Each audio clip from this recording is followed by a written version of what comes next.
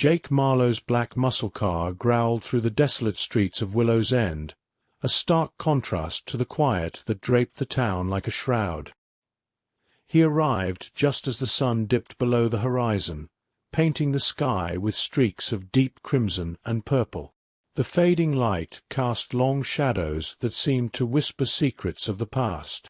Pulling up to the only pub in town, a dimly lit establishment known as the Draft Horse, Jake killed the engine and sat for a moment, surveying the surroundings through his rearview mirror. The streets were eerily silent, with only the occasional flutter of leaves breaking the stillness. He could almost feel the town's pulse, slow and somber, as if it too was holding its breath.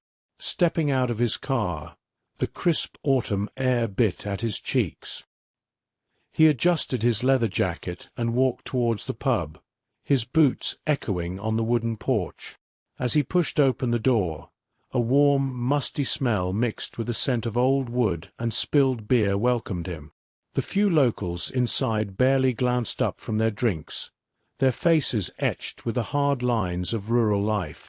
Jake made his way to the bar, where an old man with a grizzled beard and wary eyes polished glasses with a stained cloth. "What'll it be?" the bartender asked without looking up. "Whiskey, neat. And some information, if you're willing," Jake replied, his voice low and even. The bartender paused, finally looking up with a mix of curiosity and caution. "Information? About what?" "The local cemetery. Heard there might be some strange goings-on out there. Ghost stories, specifically." The bartender let out a long, slow breath, setting the glass he'd been polishing down with more care than necessary. "You're talking about the Weeping Widow. Most don't take kindly to strangers poking around in those tales. Brings bad luck." Jake slid a folded bill across the bar. "I specialize in bad luck." The old man took the money, tucking it away before leaning in closer. "All right, then. They say she appears under the hunter's moon, wailing and crying for her lost love. Some say she's harmless, just a sorrowful spirit.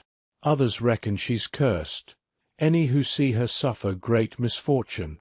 "Sounds like my kind of lady," Jake murmured, taking a sip of his whiskey. The bartender chuckled dryly. "Why the interest? You some kind of ghost hunter?" "Something like that," Jake admitted, his gaze drifting over the bartender's shoulder to a dusty photograph on the wall of a woman in black Victorian garb. Her husband was one of the founders of Willow's End. Died under mysterious circumstances. They did. And she followed soon after, heartbroken, they say. Never rested, according to local law. "Where's she buried?"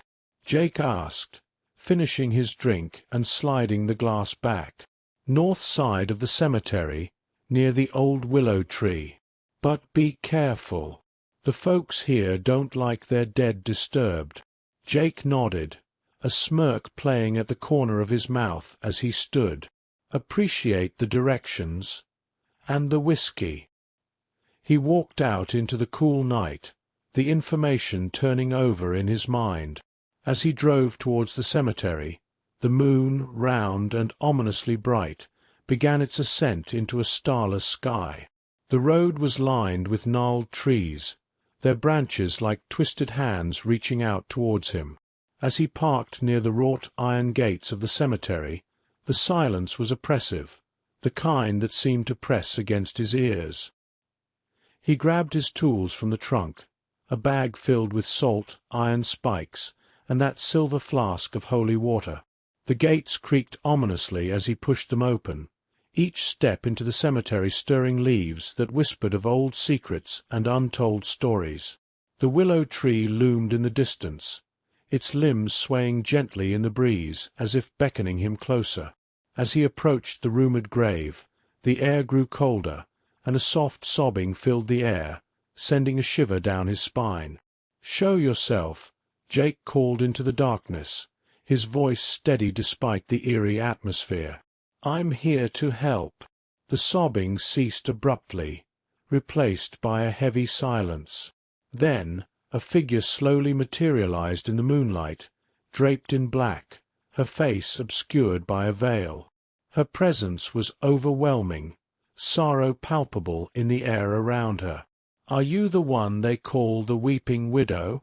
Jake asked, his hand gripping the flask tightly. The figure nodded slowly, her cries resuming as a soft, mournful wail that seemed to echo the heartache of centuries. Jake took a deep breath, ready to confront whatever this spirit would bring. He was in Willow's End now, and the night was only just beginning. After his eerie encounter at the cemetery gates, Jake drove back to town, his mind whirling with the haunting image of the veiled widow. Despite the late hour, the need for more information drew him to Willow's End Library, a squat stone building that looked like it had weathered more than its share of storms. The library was dimly lit, the only signs of life a flickering light at the rear. As Jake pushed open the heavy wooden door, the smell of old paper and musk permeated the air, a comforting scent that belied the unease settling in his bones. Behind a cluttered desk sat an elderly woman with silver hair piled atop her head, her glasses perched on the tip of her nose as she peered at a large, dusty tome. "Excuse me," Jake began, his voice disrupting the silence. "I was hoping to look at local history, especially anything to do with the cemetery." The librarian looked up, her eyes sharp and assessing. "Local history? We get so few inquiries about that, especially at this hour. What is your interest in the cemetery?" Jake decided honesty might serve him better in this instance. "I'm looking into the legend of the Weeping Widow. I hear she's been seen again." The librarian paused, her expression shifting through curiosity, concern, and a resigned sort of acceptance. "I suppose it was only a matter of time before she stirred up interest again." "Very well, follow me." She led Jake through narrow aisles between towering shelves, stopping at a section thick with the smell of aging leather and paper. "These are the records and folklore of Willow's End. Anything we have on the cemetery and the widow will be here," she explained, pulling down several heavy books and stacking them on a reading table. As Jake flipped through the pages, the librarian stood by, watching him with an unreadable expression. "They say she was a founder's wife, died of a broken heart not long after her husband passed under mysterious circumstances. It's said she walks the cemetery, mourning him eternally." Jake glanced up, his interest piqued. "Do these books say anything about where she lived, family, anything like that?" The librarian adjusted her glasses, pointing to a faded photograph in one of the books. "That was her home," she said, showing an image of an old Victorian house surrounded by wild gardens. "It stood where the old willow now grows in the cemetery. Some say it was torn down after she died, the land cursed." "The land cursed," Jake echoed, his skepticism shadowed by the chill he'd felt by the gates. "People have always been superstitious," she replied with a slight shrug. "But there have been enough incidents to make even doubters pause. Would you like to know more about these incidents?" Jake nodded, his eyes still scanning the pages. "Yes, anything people might have witnessed." With a sigh, the librarian recounted stories collected over decades, tales of unexplained cold spots, ghostly apparitions, and mournful wails that fractured the quiet town nights. Each story was punctuated by her soft, steady voice, as if she too was part of the library's collection, a keeper of whispered secrets. As Jake listened, he scribbled notes, the pieces of the puzzle slowly coming together in his hunter's mind. "Has anyone ever tried to resolve her unrest?" he asked, looking up. "There have been a few," she admitted. "Mediums, priests, even a couple of thrill-seekers. None have succeeded." Some left town rather worse for the wear. And the widow? She never communicates? Just weeps. That's the heart of it, isn't it? The librarian leaned in slightly, her voice dropping to a conspiratorial whisper. She's trapped in her grief, unable to move beyond her sorrow. Perhaps what she needs isn't a confrontation, but a resolution. Jake paused, considering her words. Maybe she needs to be heard, not banished. Precisely, the librarian nodded, a smile briefly crossing her features. Armed with new insights and theories, Jake thanked the librarian for her help. I may be back for more information, he said as he prepared to leave. I'll be here, she replied, her tone suggesting she knew more than she'd let on. The library always is. As Jake stepped out into the cool night air, the weight of the town's history pressed upon him. He looked up at the moon, nearly full now, casting long shadows across the road that led back to the cemetery. With a determined nod, he headed back to his car, ready to face the night and whatever it held under the looming shadows of the old willow tree. Jake returned to the cemetery as the moon rose high, its silver light casting eerie shadows across the aged tombstones. He parked his car along the worn path that wound its way through the resting places of Willow's End's long-forgotten souls.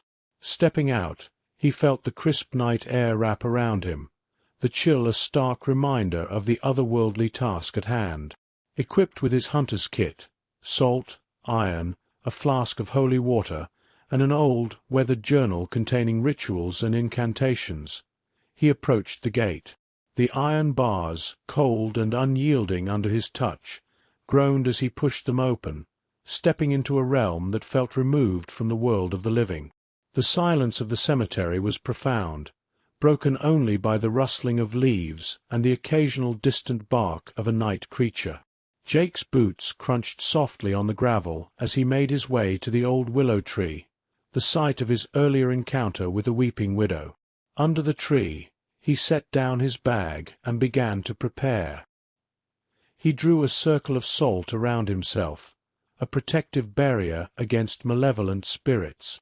As he worked, he muttered a quiet incantation, a plea for protection and strength from any spirits willing to lend their aid. As the circle closed, a palpable shift in the air marked the change. It was as if he had stepped into another world, one veiled and unseen. Jake took a deep breath and called out into the darkness, his voice strong and clear. "Weeping widow, I have come not to banish you, but to understand. Show yourself." A silence followed, deep and consuming. Then a low sob broke the stillness, growing in intensity until it surrounded him, the sound heart-wrenching in its despair.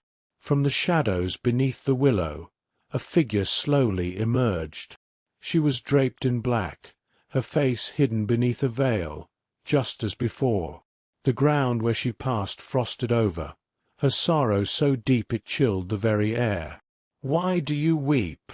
Jake asked, his voice soft but carrying through the cold air. The figure paused, her sobbing quieting as she seemed to consider his presence. "I mourn what was lost," she replied, her voice a mere whisper, yet it resonated with a profound sadness that tugged at Jake's heart. "What was lost? Can it be returned to you? My love, my life." "All gone," she murmured. "Nothing returns what the grave has taken."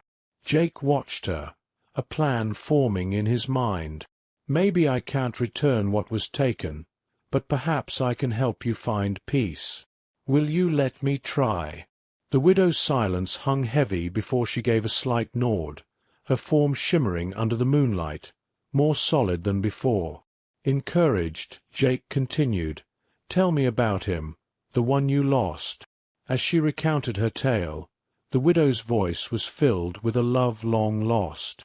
She spoke of her husband, a man of kindness and strength who had helped found Willow's End. They were happy, she said, until a mysterious illness took him, leaving her alone and heartbroken.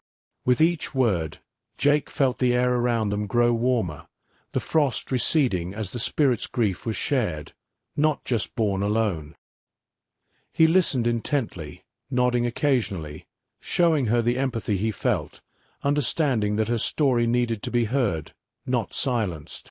As the widow finished her tale, she let out a sigh, the first sign of release. Jake sensed an opportunity, a moment of vulnerability in which he could reach her. "I cannot bring him back," Jake said, his voice gentle, "but I can honor your story and ensure it is not forgotten. Your love, your loss, does not have to chain you here." "How?" The single word was laden with a mixture of hope and fear. "Let me help you move on, so you can find him again, beyond this world. Let go of this place, and I'll speak of your love and loss to all who will listen. Your memory will live on through your story." Tears shimmered on the widow's veiled face, the first signs of solace after centuries of sorrow. Jake felt the shift, the easing of her presence, a lightening of the air as if a burden was beginning to lift. With a slow, almost imperceptible nod, she responded, "Yes, help me." Jake reached into his bag, pulling out an old book. He began to recite a ritual of release, words of old power meant to guide lost souls to their rightful rest. The air shimmered with ethereal light as he spoke, the words weaving around the widow, enveloping her in a soft glow. As the ritual reached its crescendo, the widow's figure became translucent, her form dissolving into the night air, her sobs fading with her form. A sense of peace settled over the cemetery, the oppressive sorrow lifting like fog at sunrise. Jake packed his tools back into his bag, his heart heavy yet hopeful. He had come to Willow's End expecting a battle, but instead he found a soul in need of empathy and a release from pain. As he walked back through the cemetery gates, the first hints of dawn touched the horizon, the night's shadows retreating in the face of a new day. His vigil had ended, but his journey was far from over. The road ahead was long, and he knew other spirits awaited his aid, each with their own stories of loss and longing. But for now, the weeping widow of Willow's End would weep no more. The night after Jake had seemingly helped the weeping widow find her peace, he returned to the cemetery.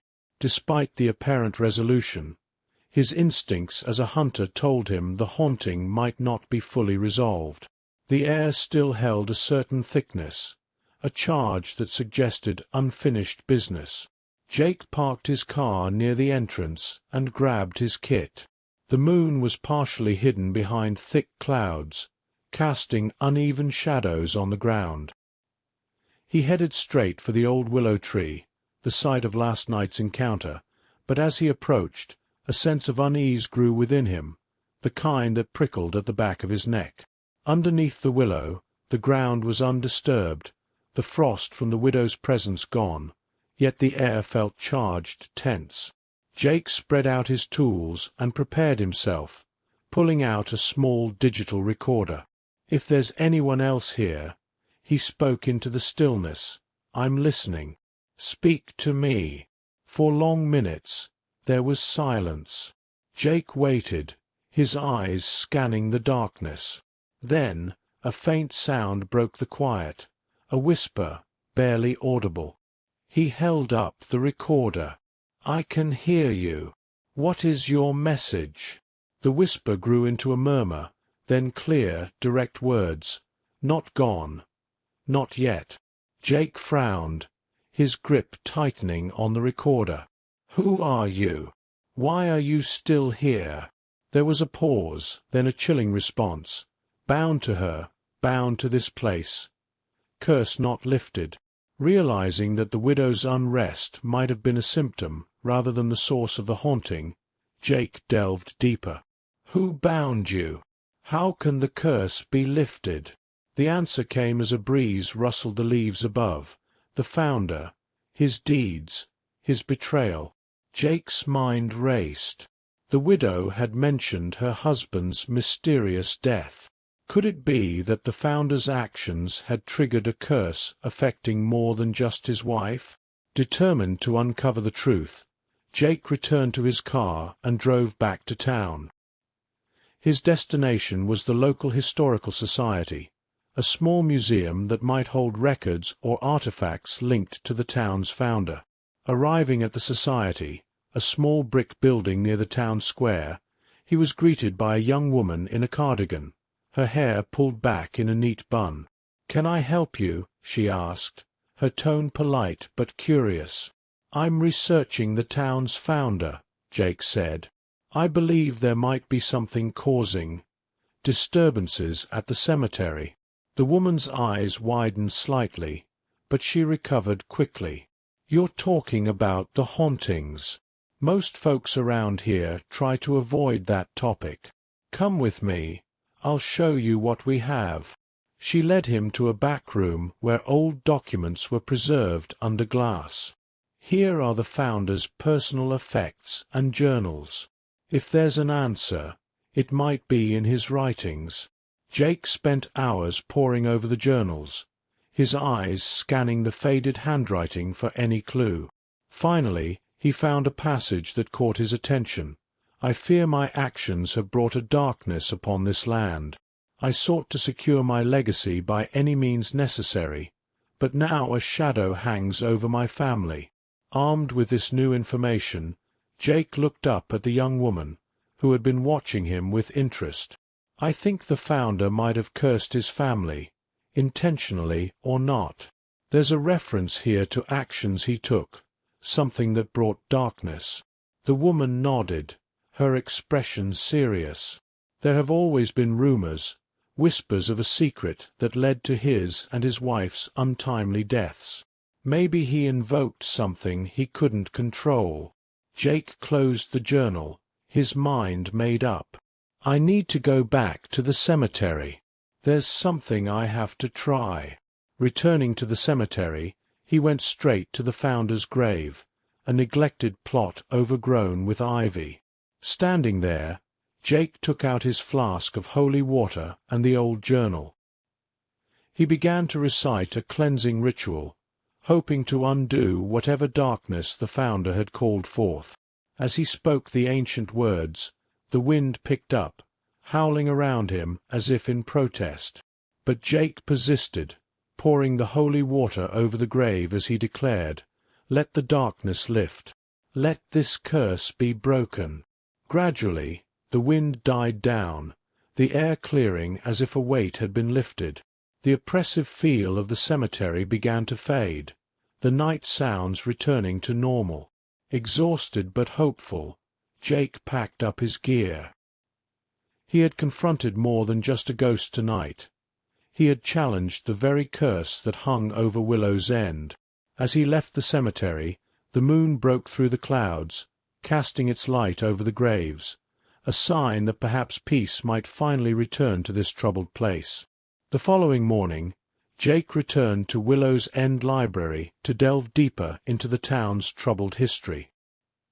His confrontation at the cemetery left him with more questions than answers, particularly about the founder's actions that might have cursed the land.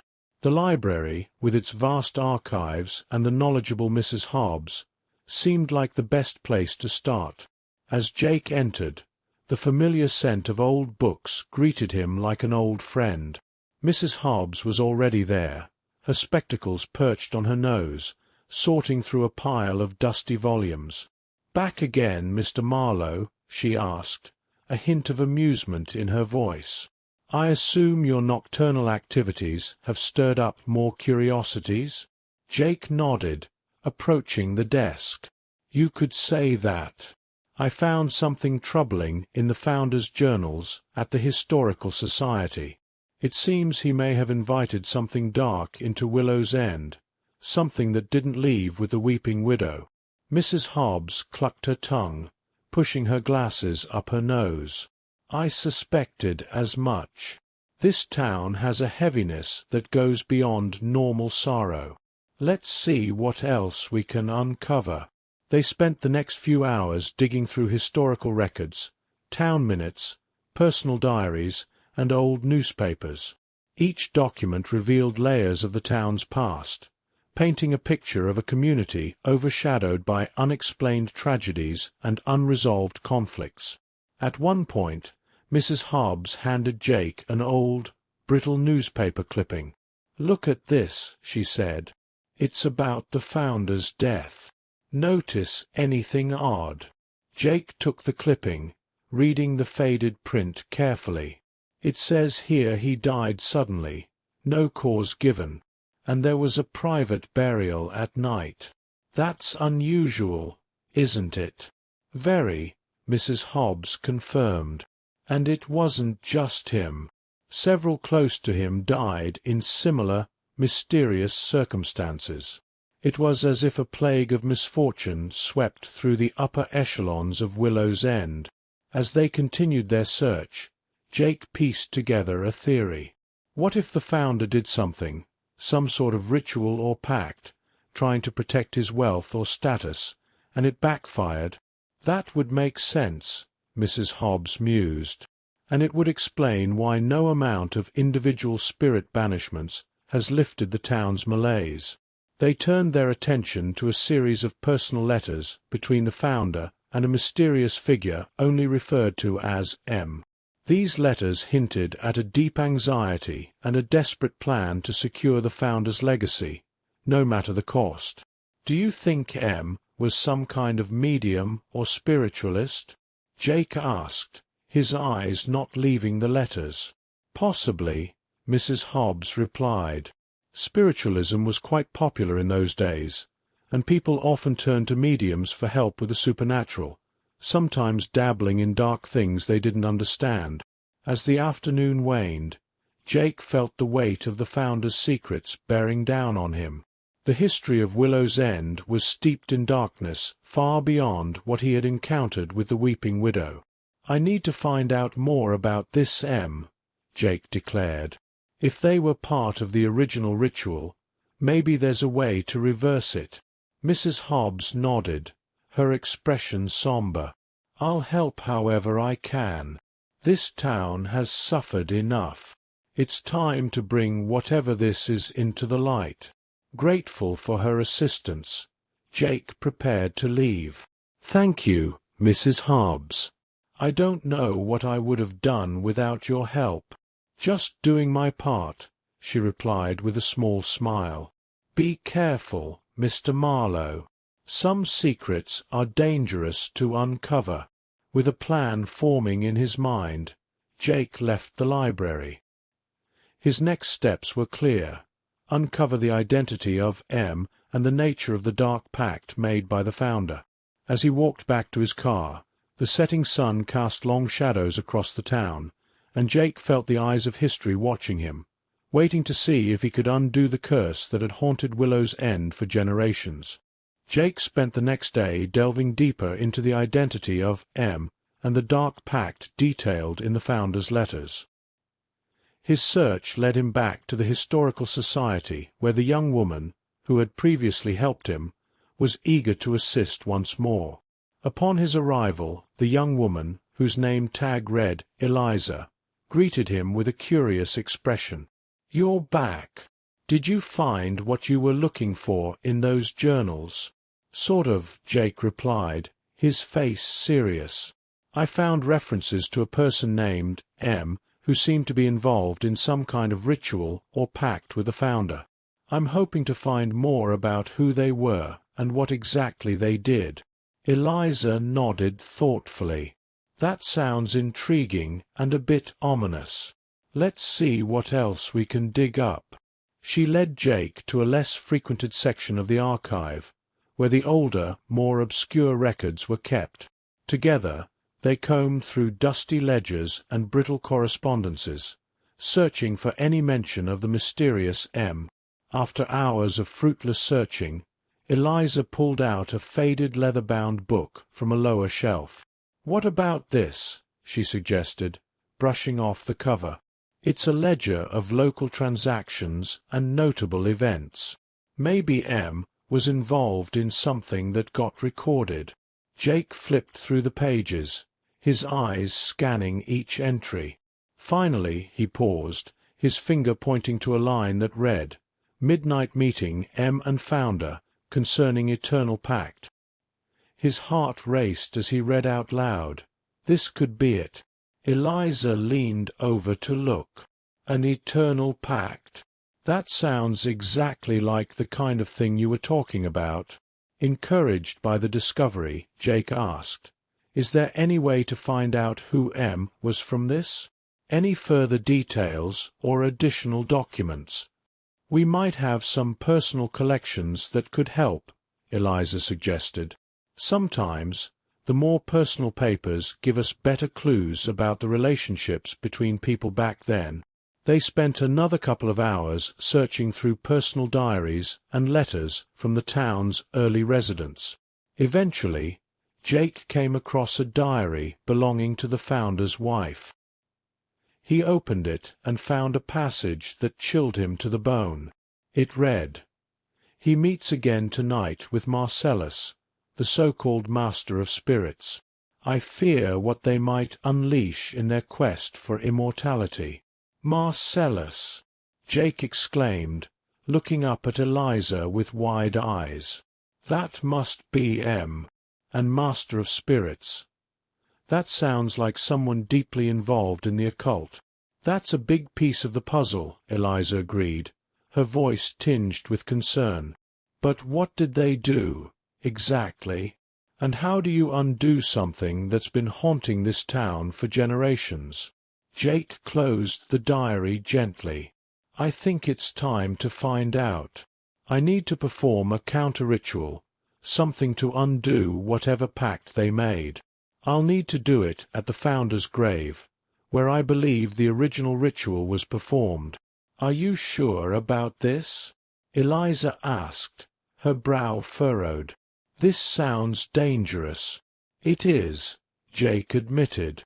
"But it's the only way to lift the curse on Willow's End. The town deserves peace." That night, under a crescent moon, Jake stood at the founder's grave once more. He laid out candles in a circle and placed the founder's diary and Marcellus's references at the center. Drawing from the combined knowledge of his own experiences and the town's history, he began the ritual. As he chanted the ancient words, the wind picked up, swirling around him, as if resisting the change he was trying to invoke. Jake's voice grew louder, more forceful. "By the power of those who walk before, I call upon thee to break this pact." Suddenly, the air stilled, and the candles flickered out, plunging him into darkness. A heavy silence fell over the cemetery. Jake held his breath, waiting. Then, as if a weight had been lifted, a gentle breeze passed through the trees, and the candles relit themselves, casting a soft, warm glow. Jake felt a profound sense of peace settle over the cemetery, deeper and more complete than the night he had helped the weeping widow. He packed up his gear, a smile of relief spreading across his face. "Thank you," he whispered to the night, feeling the presence of the town's ancestors around him, their gratitude palpable in the still air.